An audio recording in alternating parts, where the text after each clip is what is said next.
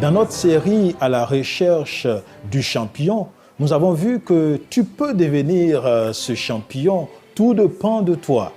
Nous avons vu également qu'il y a en toi des talents et des capacités que tu peux développer, alors il faut le faire. Nous avons également vu que sur le chemin de la réussite, il y a souvent des obstacles et des embûches. Il faut les affranchir, il faut être endurant.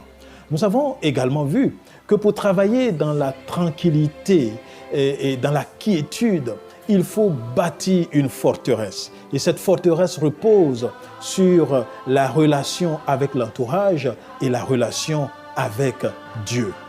Aujourd'hui, nous verrons que pour être champion, il faut obéir à des règles. Il faut une discipline. J'ai trouvé cela important parce que la discipline est la marque des champions.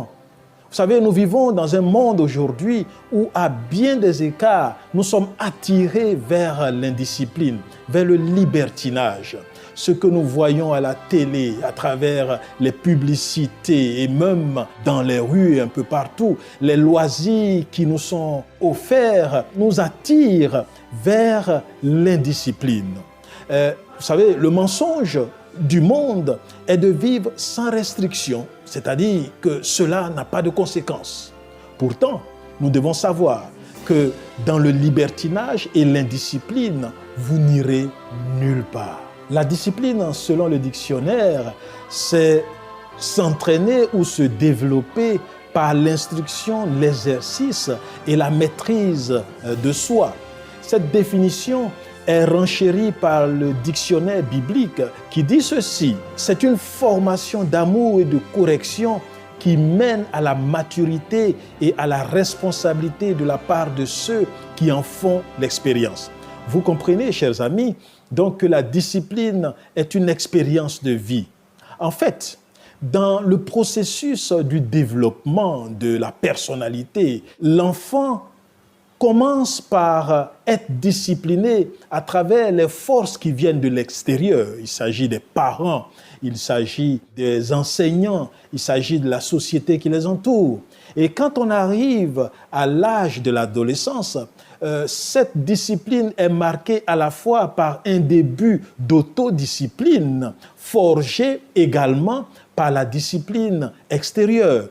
Et quand on arrive à l'âge adulte, on est censé avoir développé par l'expérience de l'enfance et de l'adolescence une autodiscipline. Même s'il y a certaines fois où nous avons besoin de discipline par des forces extérieures, nous devons être capables, pour réussir et faire face à la vie, à une discipline personnelle. Vous savez, ceux qui veulent devenir champions olympiques ont besoin d'exercice. Ils passent des mois à une autodiscipline personnelle pour développer leurs acquis afin de pouvoir être prêts à la compétition. À Marathon, au Kenya, j'ai vu des personnes courir sur des pistes à travers les montagnes. Après renseignement, il m'a été dit que c'est la zone où les gens s'entraînent pour devenir champions du marathon. J'ai eu le privilège de rencontrer l'un d'entre eux qui a été champion du monde de marathon. Et dans les échanges, il m'a dit 3 choses importantes. La première, il faut pour devenir champion de la rigueur dans l'exercice, la constance dans l'entraînement et un style de vie approprié qui permet, n'est-ce pas, de booster son organisme pour aller de l'avant. En somme, il faut de la discipline et un suivi de règles. J'ai lu récemment un article qui disait ceci: la discipline est au cœur de la réalisation des objectifs de la vie. Ah oui, c'est vrai. C'est en le faisant que nous apprenons à prendre des décisions, que nous faisons des choix judicieux et que nous sommes capables d'aller de l'avant et d'avancer tout droit vers l'objectif que nous nous fixons. En réalité, l'autodiscipline est celle qui amènera les individus à faire des choix personnels sans obligation extérieure, n'est-ce pas? C'est un processus qui permet de s'assurer que l'on est en train de faire une expérience du prochain niveau dans la vie que Dieu a mis à notre disposition. C'est une expérience qui, en fait, est la clé de la réussite. Car si vous ne passez pas par l'autodiscipline, vous serez assommé par cette société dépravée et par des personnes non disciplinées. Maintenant, pourquoi est-ce qu'il nous faut être disciplinés? Je vais vous donner 5 raisons particulières.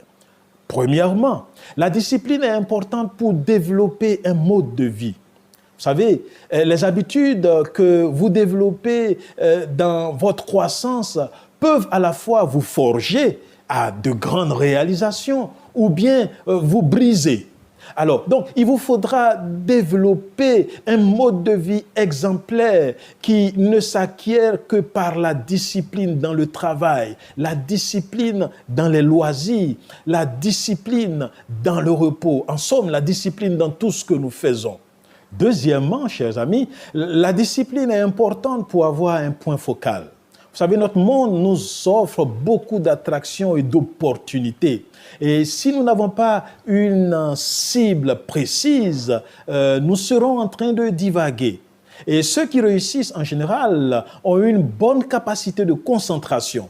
Et la discipline nous aide à nous concentrer sur notre objectif et sur le travail que nous rêvons accomplir. Et en restant dans notre objectif, notre chemin, notre ligne à suivre, que nous atteindrons le but et l'objectif que nous nous fixons. Troisièmement, la discipline est importante pour renforcer l'estime de soi. Vous savez, le succès se nourrit à travers les capacités que vous pensez avoir pour réaliser ce que vous voulez faire. L'autodiscipline, donc, aide à renforcer l'estime de soi et à croire que l'on peut accomplir ses rêves.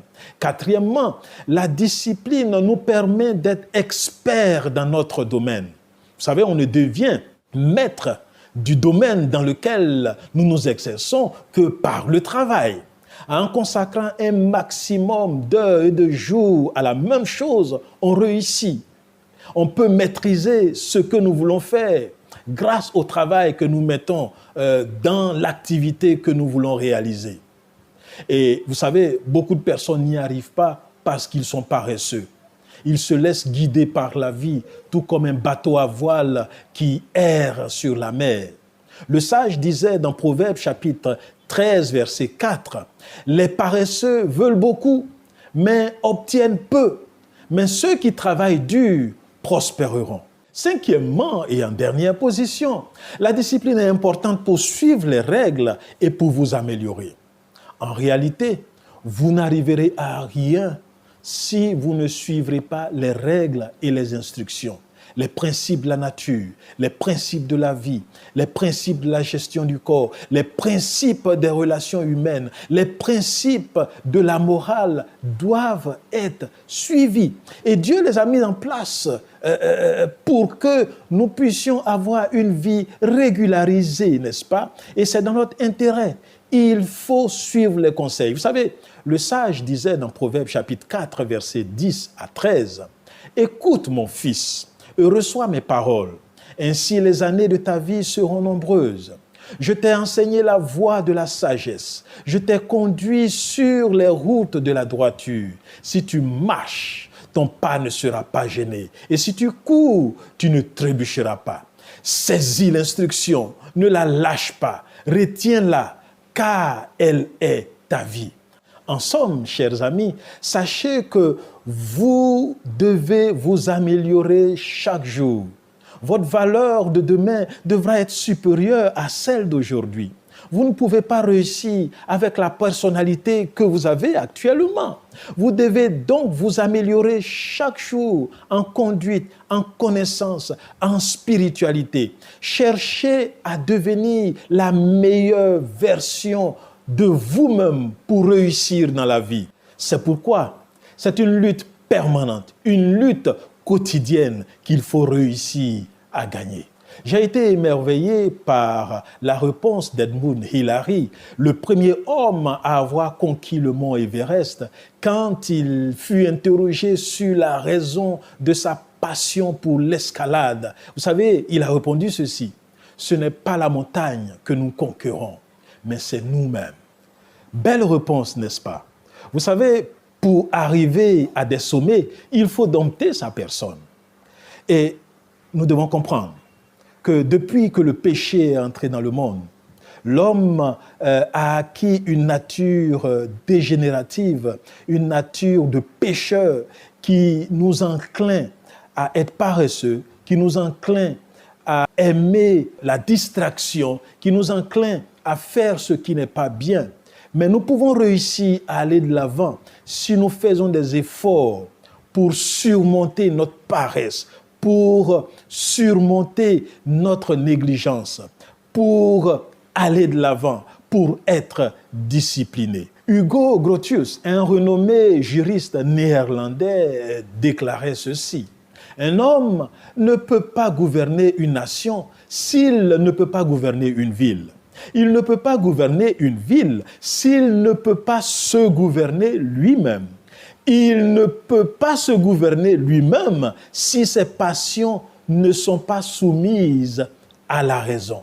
Notre problème, chers amis, c'est que nous voulons arriver à des sommets à travers la facilité, ce qui n'est pas possible. Aujourd'hui, les gens cherchent à atteindre des sommets, même spirituels, à travers une piété bon marché.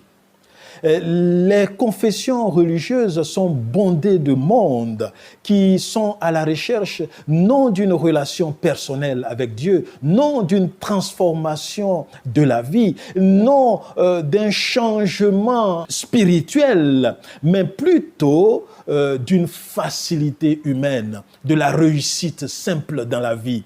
Pourtant, même dans le domaine spirituel, il faut de la discipline. Nous cherchons à acquérir ce que la Bible enseigne par la facilité. Mes amis, il n'y a pas de chemin vers la piété sans une discipline personnelle.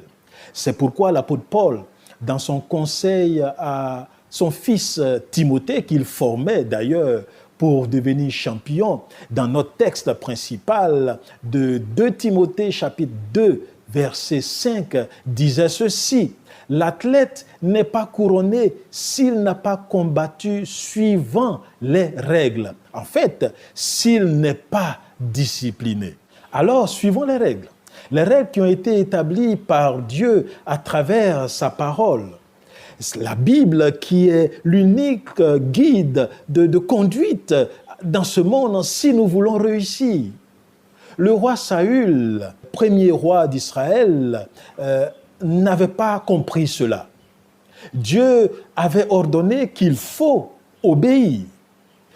Chose importante. Mais de retour d'un combat victorieux qu'il avait eu avec une armée ennemie, il est venu avec du butin. Pourtant, l'Éternel avait ordonné de ne pas le faire. Mais pour lui, il avait décidé de le faire parce que même il voulait utiliser ce butin pour les sacrifices. Le prophète Samuel est venu pour lui donner une leçon importante venant de l'Éternel que nous lisons dans 1 Samuel chapitre 15, verset 22. L'Éternel trouve-t-il du plaisir dans les holocaustes et les sacrifices, comme dans l'obéissance à la voix de l'Éternel? Voici, l'obéissance vaut mieux que les sacrifices et l'observation de sa parole vaut mieux que la graisse des béliers.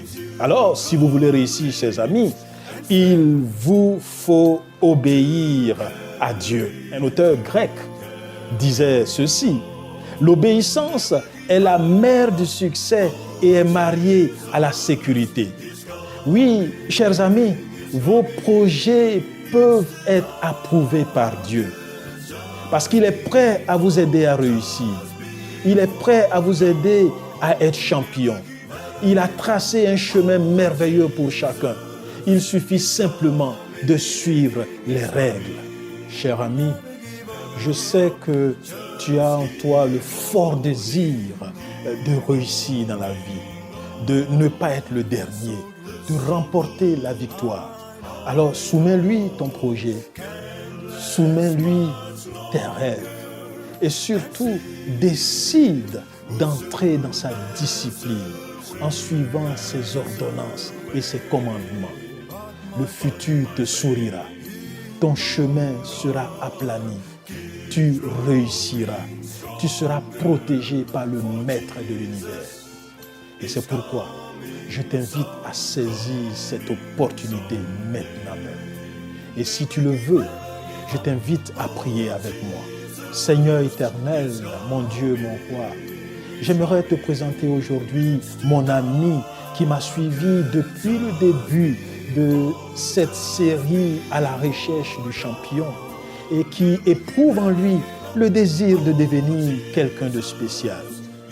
Je te prie d'intervenir spécialement et puissamment dans sa vie, afin qu'il puisse devenir le champion de ses rêves, afin qu'il puisse remporter des victoires sur tout ce qui le tire à l'arrière, afin également qu'il puisse te chercher personnellement et que tu puisses accomplir des miracles dans sa vie personnelle, au nom de Jésus-Christ.